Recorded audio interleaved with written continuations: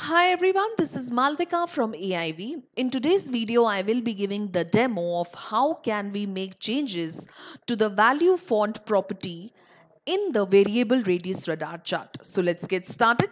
For making changes to the value font property, we'll click on the edit option in the chart widget. Then we'll go to formatting. In formatting, we'll click on value axis, and in value axis, we'll go to value font property.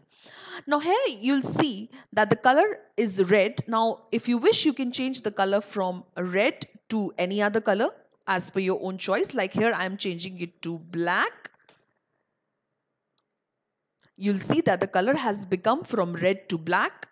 Then you can also increase or decrease the font size as per your own convenience, like this. You can change the font family, like the font family here is Arial. You can make it Tahoma or any other font family you wish to.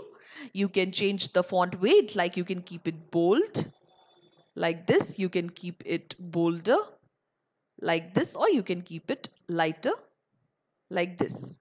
You can also increase or decrease the opacity. You can see as per your own convenience and choice.